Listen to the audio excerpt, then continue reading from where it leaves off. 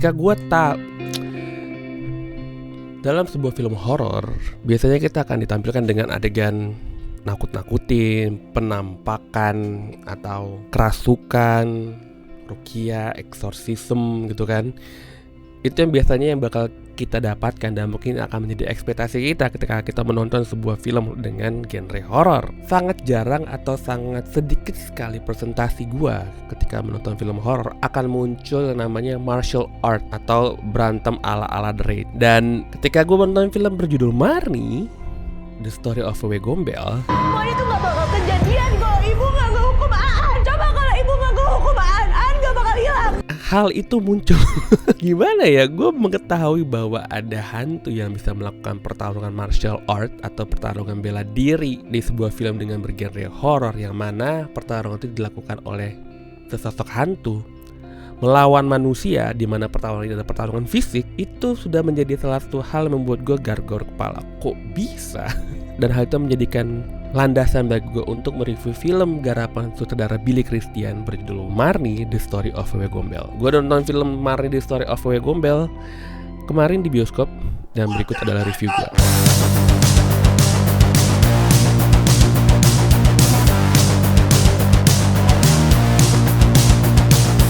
Film ini disutradari oleh Billy Christian, di mana film ini bercerita soal Anissa. Gue sambil baca contekan ya. Bercerita soal Anissa yang pindah ke sebuah desa terpencil bersama ibu dan adiknya yang bernama Aan, yang ternyata di desa tersebut punya legenda menyeramkan soal Wewe Gombel. Pada suatu maghrib, Aan yang sedang dihukum oleh ibunya dikunci di luar. Pada maghrib luar biasa, hilang diculik oleh Wewe Gombel. Hal ini yang membuat Anissa, ibunya, dan juga warga desa bersama-sama berusaha untuk mencari Aan karena diculik oleh Wewe Gombel. Mereka mencari Aan ke seluruh penjuru desa, bahkan sudah sampai memutari desa sekitar 7 kali untuk mencari Aan. Dan pada akhirnya Aan memang ditemukan. Cuma masalahnya, kepulangan Aan kembali ke keluarga ini ternyata membawa dampak buruk bagi Anissa dan ibunya. Dan begitulah premis cerita soal Marnie, The Story of Wewe Gombel. Karena nggak cuma itu, sebenarnya di antara premis itu ada diceritakan juga soal asal muasal munculnya Marnie sebagai Wewe Gombel, diceritakan juga. Namun secara premis utama ya adalah kisah tentang sebuah keluarga yang anak bungsunya yang paling kecil kembali dengan menjadi sesosok orang yang berbeda, dan itu membawa dampak buruk bagi keluarga mereka. Jujur sebenarnya film ini bagus di awal, karena gue harus mengakui bahwa dari segi pembangunan cerita, awal-awal film ini gue bisa bilang termasuk rapih gitu. Walaupun gue masih banyak mempertanyakan logika dari beberapa hal yang ada di film ini gitu. Contohnya alasan sang ibu untuk pindah ke desa terpencil, yang mana desa itu ada rumah mantan suaminya sang ibu. Jadi ibunya ini bercerai dengan suaminya, dan absurdnya sang ibu itu membawa keluarganya untuk pindah ke rumah mantan suaminya gitu, dengan alasan ya saya pengen tinggal di sini aja gitu. Kayak gimana ya, bagi gue itu salah satu motivasi atau alasan yang absurd bagi seseorang untuk tinggal di rumah mantan suaminya. Ya gue masih nggak nemu sih logikanya di mana ya. Mungkin di film kedua mungkin akan diberikan penjelasan kenapa sang ibu ini memutuskan untuk pindah ke rumah mantan suaminya. Walaupun sebenarnya di sisi lainnya kita tahu bahwa sebenarnya sang ibu ini punya masalah finansial, dan rumah itu mungkin salah satu jalan keluar dia sementara untuk mencoba memperbaiki finansialnya gitu. Berarti tanpa penjelasan hal bahwa ini adalah rumah mantan suaminya itu udah cukup gitu loh. Gak perlu dikasih tahu soal ini rumah adalah rumah mantan suaminya. Gue gak tahu apakah mungkin akan ada penjelasan mungkin di film berikutnya, karena informasi aja bahwa film ini direncanakan akan ada sequelnya gitu, berdasarkan dari ending dari film ini. Kedua, konsep hantu di sini yang bikin gue sering garuk kepala. Maksudnya gini, konsep hantu yang gue tahu adalah gini, hantu adalah makhluk astral, makhluk gaib yang mana dari segi penampilan itu tidak punya wujud fisik yang padat gitu loh. Karena dia bisa nembus tembok, bisa apa segala macam gitu. Jadi mengetahui bahwa hantu ini bisa melakukan pertarungan fisik dengan manusia, itu memberikan tanda tanya besar pada diri gue. Kayak ini kan hantu ya gitu, kok bisa berantem sama manusia gitu, ini konsepnya gimana gitu loh. Kayak maksudnya gini, kalau misalkan ya hantunya itu merasuki seseorang, Di sini ada sih adegannya hantu itu merasuki si Anissa gitu, dan Anissa ini berantem sama orang lain. Gue masih bisa terima gitu, karena secara logika gue masih bisa masuk lah gitu. Walaupun sebenarnya bagi sebagian orang konsep hantu ini adalah konsep yang tidak bisa dipercaya gitu, apalagi bagi orang-orang yang tidak percaya akan adanya hantu gitu. Cuma bagi kita warga Indonesia yang terbiasa dengan hal-hal mistis, cukup bisa disepakati bahwa hantu itu adalah sebuah sosok yang tidak bisa menyentuh bahkan menyakiti manusia secara fisik. Karena untuk melakukan hal itu, sang hantu harus memerlukan energi yang sangat besar supaya bisa melakukan kontak fisik dengan manusia. Dan kalaupun iya, biasanya itu wujudnya udah bukan hantu lagi, lebih kepada jin atau kepada iblis gitu loh. Nah ini hantu gitu loh, bisa melakukan kontak fisik sama manusia nih. Jadi ini Wewe Gombel ini powerful banget nih jadinya, sampai bisa berantem, bahkan berantemnya martial art lagi gitu kan, berantem ala-ala Dread. Baru di sini gue bisa ngelihat ada hantu bisa melakukan pertarungan ala-ala Dread. Baru di sini aja gitu, kayak gue belum pernah lihat di film lain ada hantu yang bisa melakukan pertarungan seperti itu sih. Belum pernah, kayak baru di sini gue bisa lihat. Nah balik lagi soal cerita yang gue bilang tadi di awal, ceritanya emang dibangun dengan rapih gitu. Soal pengenalan soal keluarga ini, terus pengenalan akan tokoh utama ini dengan lingkungan sekitar, terus juga penceritaan soal masa lalu sang Wewe Gombel si Marni itu diceritakan dengan sangat baik gitu. Kita bisa menikmatinya dengan mudah. Namun memasuki paruh akhir film itu udah mulai aneh ceritanya. Gue ngerasa kayak film ini tuh kayak kehilangan arah gitu loh. Kayak nggak tahu ya, mungkin karena faktor editingnya atau ketidakrapian penyusunan adegan yang membuat banyak adegan dari film ini tuh perpindahannya tuh nggak smooth gitu loh. Bikin penonton tuh ngerasa kayak, lah kok jadi kayak gini sih gitu loh. Kok jadi kayak gini. Bahkan gue sendiri yang ketika menyaksikan film ini memasuki klimaks dan akhir film mulai bertanya, kok filmnya kok jadi aneh kayak gini ya gitu loh. Kenapa gitu? Kerasa banget di beberapa adegan tuh kayak perpindahan itu terasa lompat-lompat gitu. Jadi nggak rapih gitu loh. Bahkan gue sempat bertanya dalam diri gue, ini udah berapa kali draft ini skenarionya? Kok sampai hasilnya bisa seberantakan ini gitu. Ini udah skenario draft keberapa sih yang mereka eksekusi. Dan jika kita mengambil judul film ini, Marni The Story of Wewe Gombel, sebagai ekspektasi kita dalam menonton film ini pun juga nggak menjadikan riwayat Wewe Gombel sebagai cerita utama dari film ini. Karena kan di film ini cerita utamanya adalah soal keluarga yang terdiri dari ibu dan 2 orang anak yang pindah ke rumah terpencil, dan anak bungsunya mendadak hilang karena diculik oleh Wewe Gombel. Kemudian yang berikutnya terjadi adalah proses penyelamatan sang anak bungsu dan impact yang terbawa dari hasil penyelamatannya itu. Memang ada sedikit atau ada penceritaan soal masa lalu Marni sebelum dia berubah jadi Wewe Gombel. Ada penceritanya, cuma itu lebih kepada cerita pendukung dari film ini, bukan sebagai cerita utamanya. Ya mungkin aja kalau misalkan cerita film ini lebih fokus menceritakan soal proses kelahiran Wewe Gombel, maksudnya menceritakan dari awal kehidupan si Marni sampai dia berubah menjadi seorang Wewe Gombel, mungkin aja cerita akan bisa jadi lebih baik ya, dan lebih relevan dengan judul dari film ini. Namun sayangnya tidak. Plot film yang berkorelasi langsung dengan judul film ini hanya menjadi cerita pendukung aja, karena cerita utama dari film ini ya sama sekali berbeda dengan judul dari film ini sih. Kan tadi gue udah bilang kan bahwa film ini direncanakan ada sequelnya gitu. Karena di ending film ini diberikan kayak semacam apa ya, tanda-tanda bahwa film ini akan dibuat dalam bentuk sequel gitu. Namun tanpa gue sebagai penonton tuh nggak merasa tertarik atau bahkan merestui akan adanya sequel dari film ini gitu.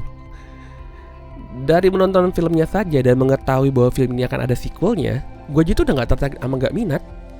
Karena kurangnya motivasi dari cerita film ini untuk meningkatkan minat penonton menunggu sequelnya. Paham nggak maksudnya gue gimana? Jadi gini, ketika lo ingin membuat sebuah film sequel gitu kan, lo harus bisa memberikan semacam clue atau semacam pancingan atau semacam petunjuk atau semacam motivasi yang kuat di film pertama, supaya penonton bisa setuju atau merestui atau bahkan tertarik untuk menunggu sequelnya.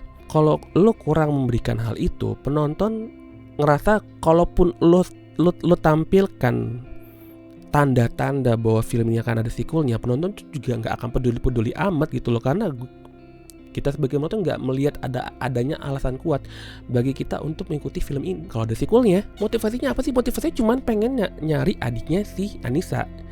Ya itu emang sudah cukup puas sih. Cuma gue nggak ngerasa itu cukup untuk dijadikan sebuah alasan akan ada sequelnya gitu loh.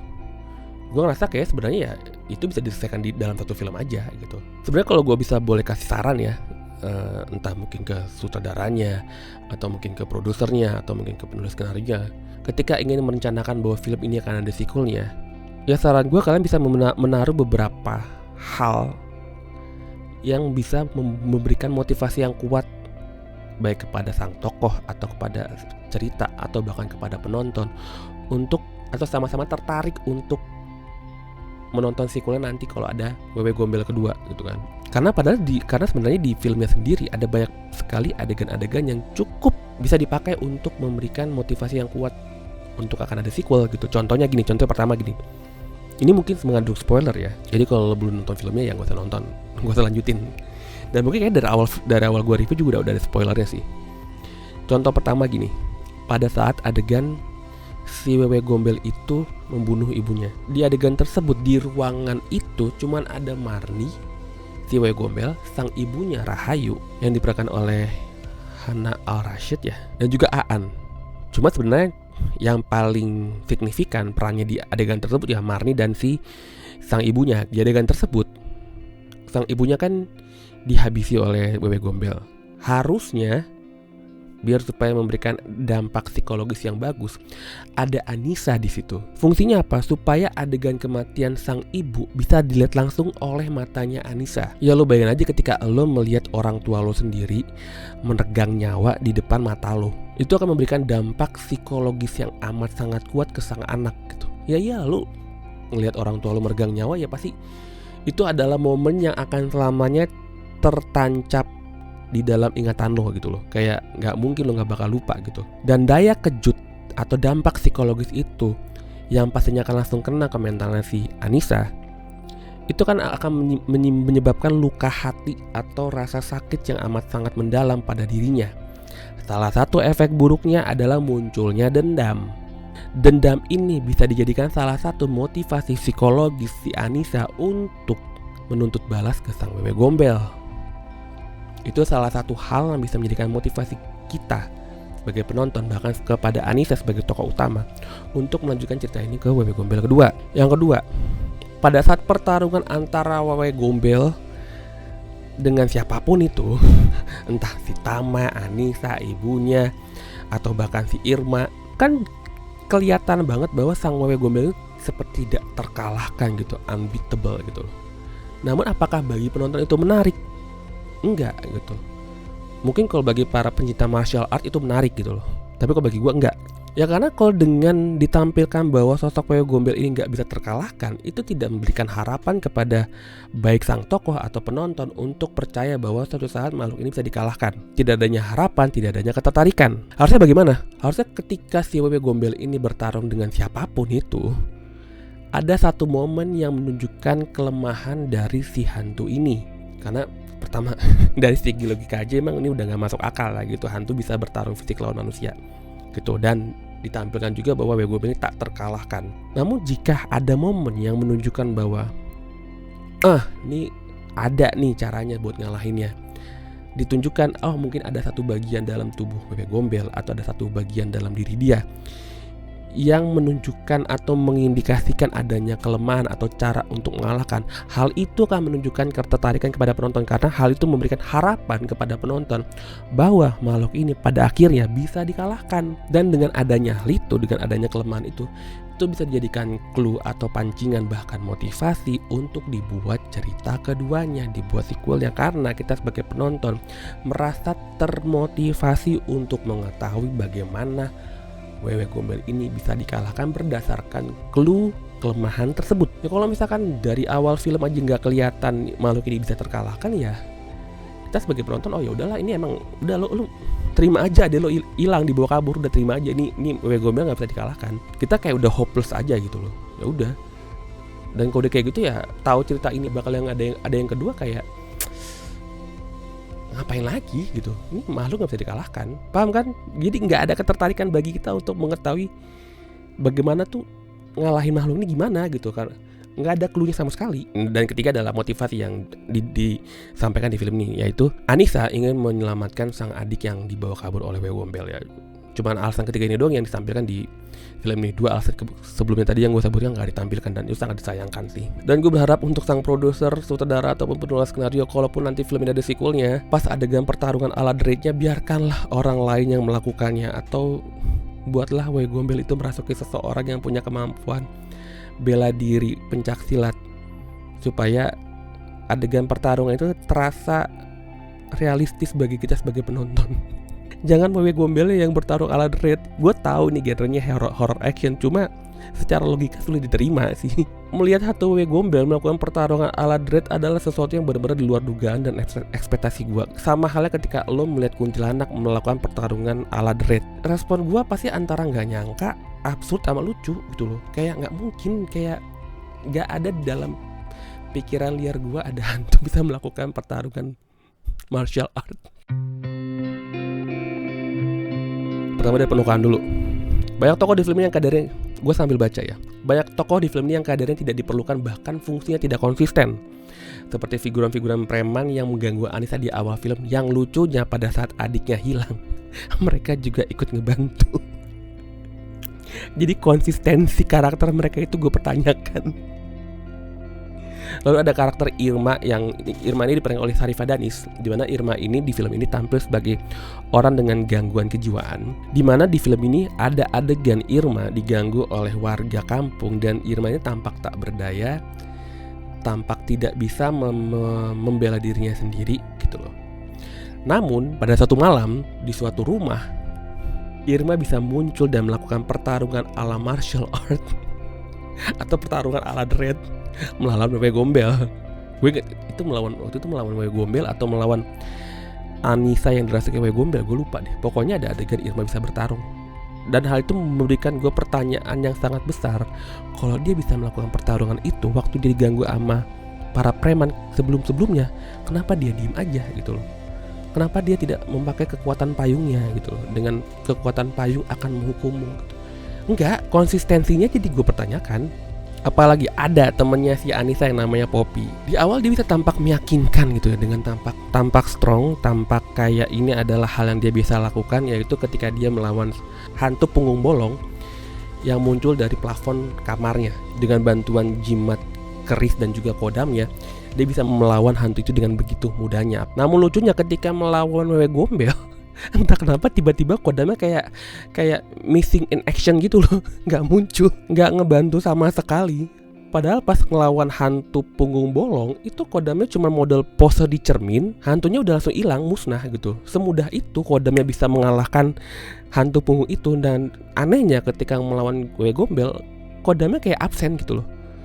Entah karena gak ada cermin, jadi si kodamnya gak bisa pose atau gimana ya, gue gak tahu. Cuma yang jelas ketika melawan Wewe Gombel, kalah Poppy-nya. Dan itu kembali memberikan pertanyaan dalam diri gue, kenapa aneh gitu loh. Gue gak tahu ini apakah antara salah ceritanya atau salah aktornya, namun karakter ibu dalam film ini tidak tampak meyakinkan bagi penonton, atau setidaknya bagi gue ya. Gue malah ngerasa sang ibu di film ini seperti seorang ibu tiri bagi Anissa dan Aan gitu loh. Karena sepanjang film ini gue gak merasakan hubungan yang meyakinkan antara ibu dan anak. Gestur ekspresi penjiwaan si tokoh dalam memerankan karakter sang ibu tidak bisa memberikan apa ya, kayak gue nggak bisa yakin bahwa ini orang adalah ibu dari 2 orang anak gitu loh. Karena di beberapa adegan sang ibu tampak seignoran itu dengan anaknya gitu loh. Bahkan ketika mereka berinteraksi pun itu tidak tampak interaksi antara ibu dan anak, lebih kepada interaksi antara bos dan bawahan. Itu bagi di pandangan gue ya. Dan ketika masuk ke babak dimana sang ibu mulai mencurahkan perhatiannya kepada anak-anaknya, itu pun tidak tampak meyakinkan bagi gua. Terasa semu dan kurang meyakinkan aja. Cuman hubungan antara Anissa dan adiknya aja yang bagi gua sepanjang film itu sangat meyakinkan gitu. Dari awal sampai film ini berakhir, ya gua ngerasa Anissa dan Aan adalah adik kakak gitu loh. Cara mereka berinteraksi, cara mereka berkomunikasi bisa meyakinkan dan menunjukkan kepada penonton bahwa mereka adalah adik kakak. Sementara ibunya enggak, gue gak ngerasa kayak itu ibunya. Karena mereka seolah-olah tidak bonding gitu loh. Dan ini pula yang membuat gue membahas soal segi akting dalam film ini, karena elemen ini adalah salah satu elemen yang lemah dalam film ini. Begitu lemah sampai gue harus membahasnya, karena ketika gue nonton film horor ya, kualitas akting ada di faktor nomor sekian penilaian gue gitu loh. Karena gue tahu ketika nonton film horor yang dijual itu adalah horor, ketakutan. Apakah penonton bisa takut nonton film itu? Dan acting adalah elemen yang bukan berada di posisi puncak dalam ekspektasi penonton, atau setidaknya bagi gue gitu loh. Jadi kalau misalkan ada film horor yang aktornya bermain bagus, ya itu nilai plus gitu loh. Itu kelebihan tambahan gitu. Tapi kalau dalam sebuah film horor aktor-aktornya beraktingnya biasa aja atau bahkan sedikit kurang, gue masih bisa maafkan gitu. Gue masih bisa nggak terlalu pedulikan gitu, karena gue tahu bukan itu yang mereka jual. Tapi masalah di film ini, hampir seluruh karakter di film ini aktingnya sangat terasa sekali kakunya, dibuat-buat, artificial, bahkan tidak bisa menyesuaikan dengan situasi. Ya salah satu contohnya ya tadi acting sang ibu yang tidak bisa meyakinkan gua bahwa ini adalah ibu dari 2 orang anak. Lalu beberapa aktor lain pun di beberapa situasi yang mereka juga nggak bisa memberikan acting yang meyakinkan gitu loh. Paling gampangnya adalah hubungan antara Anissa dan temennya si Poppy gitu loh. Mulai dari mereka video callan sampai mereka ketemu, gua nggak ngerasa bahwa mereka ini sudah berteman dengan lama. Gaya berkomunikasi mereka tuh cenderung kayak orang main drama teater sekolah di pikiran gua. Dari cara mereka ngomong, cara mereka berkomunikasi, cara mereka bertingkah laku, gestur mereka, tutur kata mereka, ekspresi mereka antara satu sama lain nggak bisa memberikan gua keyakinan bahwa mereka sudah bersahabat sejak lama gitu loh. Karena sekaku itu aktingnya. Sementara Anissa di satu sisi dia agak-agak nggak konsisten sih. Ada adegan di mana dia bisa akting dengan sangat baik. Ada adegan ya tiba-tiba akting dia jadi kaku gitu loh. Namun yang paling ketara, paling jelas ketika gue lihat kekakuannya itu adalah ketika dia berinteraksi dengan Poppy temennya gitu loh. Kerasa banget kakunya gitu, nggak cair banget situasinya. Justru Marnie yang merupakan salah satu dari beberapa tokoh termasuk Matias Mucus, terus Diana Mirza Ayu yang bisa tampil meyakinkan sebagai tokoh-tokoh yang mereka perankan gitu. Sisanya ya masih kurang aktingnya gitu. Saking kurangnya sampai gue harus meng-highlight elemen acting dalam film horor. Satu hal yang jarang gue lakukan ketika menilai sebuah film horor. Satu hal yang gue sadari ketika menonton film ini adalah nuansanya yang gelap. Entah salah tata cahaya, entah salah settingan kamera, entah salah color grading. Yang jelas output gambarnya gelap. Padahal gue nontonnya di SX1 loh, yang terkenal dengan standar gambarnya yang terang. Terus gak cuma itu, gak cuma soal gambarnya gelap. Gue juga gak tahu ini film pakai kamera model apa. Entah apakah Arri Alexa, kayak gak mungkin deh.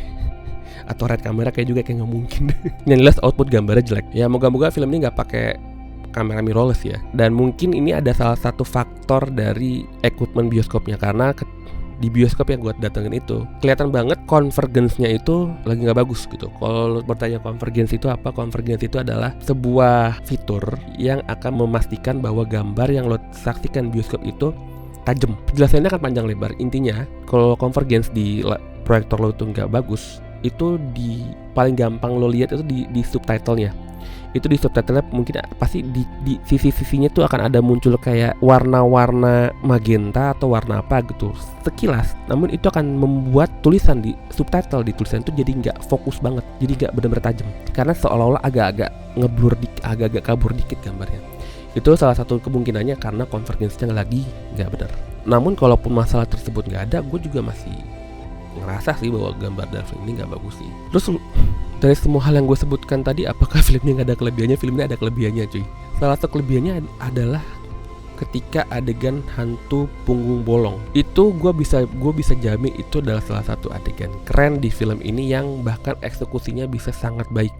Karena kemunculan hantunya ini, bahkan penampakan hantunya ini begitu meyakinkan dan begitu keren, karena menyangkut adegan punggung bolong. Terus ada orang ngomong, ya emang susahnya di mana, cuma punggung bolong doang? Nggak segampang itu cuy bikinnya. Karena di punggung bolongnya itu lo bisa ngelihat objek lain, dan itu objeknya real time, dan itu nggak gampang bikinnya. Dan di film ini itu bisa dieksekusi dengan sangat baik, dan baru gue ketahui bahwa ternyata adegan ini emang melibatkan kru dari Amerika Serikat atau dari Hollywood lah untuk mengeksekusi adegan ini. Bahkan nggak cuma punggung bolong gitu loh, bahkan mukanya aja tuh bentuknya juga nggak wajar gitu loh.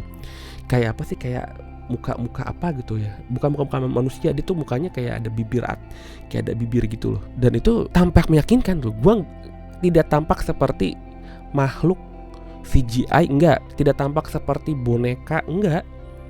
Itu seperti apa yang lo biasa lihat di film Stranger Things. Nah di situ, dan dari semua penampakan di film Wewe Gombel itu, ya adegan hantu punggung bolong itu yang paling keren yang gue lihat, dan itu doang hantu yang paling keren gue lihat di film ini. Keren sih, gue bilang itu keren adegannya. Dari segi eksekusi, penampilan, tingkat kengeriannya, mencekamnya tuh dapat banget. Padahal sebenarnya kalau misalkan dari segi penampilan fisik ya hantu Wewe Gombel ini kan salah satu jenis hantu di Indonesia yang punya penampilan yang sangat menarik. Apalagi dengan toket Trans Jawanya itu yang panjang banget, itu harusnya bisa menjadi salah satu daya tarik dari film ini. Cuma karena mungkin untuk alasan sensor atau alasan takut kena pornografi, ya toket panjangnya itu ditutupi oleh rambut gitu, jadi nggak melebar kemana-mana gitu loh. Dan hal inilah yang membuat gua terkadang menonton film ini tidak merasakan bahwa yang gua lihat itu adalah Wewe Gombel, karena penampilannya itu kadang tidak terasa seperti Wewe Gombel sih. Hanya di beberapa adegan doang, dan itu ketika toketnya kelihatan sekilas. Dan gak cuma itu, sinematografi dalam film ini juga keren. Ada banyak aerial shoot yang ditampilkan di film ini, khususnya untuk menampilkan suasana pedesaan. Karena pedesaannya pun kalau dilihat dari atas tuh keren sih kelihatannya sih. Dan gue memuji effort dari sang filmmaker untuk membuat beauty shot aerial untuk memberikan kayak nilai lebih pada film ini sih. Overall, film ini sebenarnya punya potensi untuk menjadi sebuah trilogi ya, jika saja film ini bisa disusun dengan lebih rapi lagi, atau jika saja cerita pada film ini bisa lebih disesuaikan lagi dengan judul dari film ini. Let's say di film Marni The Story of Wewe Gombel ceritakan soal kisah hidup Marni, dari dia sebagai warga desa biasa mengalami musibah sampai akhirnya menjadi Wewe Gombel. Baru di cerita keduanya cerita tentang ibu dan dua anaknya ini, dan soal si Aan yang diculik Wewe Gombel gitu loh. Baru cerita ketiganya bagaimana cara mengalahkan si Wewe Gombel. Itu akan jauh lebih rapi dan mungkin jauh lebih menarik untuk ditonton. Namun di sisi lain, kelemahan teknis pada film ini mulai dari plot, penokohan, acting, dan beberapa hal ini membuat gue sulit untuk memberikan pujian film ini secara keseluruhan gitu loh. Pujian pada film ini gue berikan pada beberapa elemen tertentu, nggak secara keseluruhan dari film ini. Dan yang terakhir, niat dari film ini untuk membuat sequel tidak didukung oleh motivasi-motivasi yang kuat yang bisa menarik minat penonton untuk menunggu sequel dari film ini. So, untuk film Marni The Story of Wewe Gombel, gue berikan skor 5/10. So, itu aja penilaian gue untuk film Marni The Story of Wewe Gombel. Kalau kalian suka sama review gue, kalian bisa klik tombol like. Dan kalau kalian juga punya pendapat lain soal film Marni The Story of Wewe Gombel, kalian bisa tulis pendapat kalian di kolom komentar. Dan kalau kalian gak setuju sama review gue, kalian juga tulis pendapat atau argumen kalian di kolom komentar. Dan kalau kalian suka sama review gue, kalian bisa subscribe channel gue. Dan sampai jumpa di review gue selanjutnya. Dadah.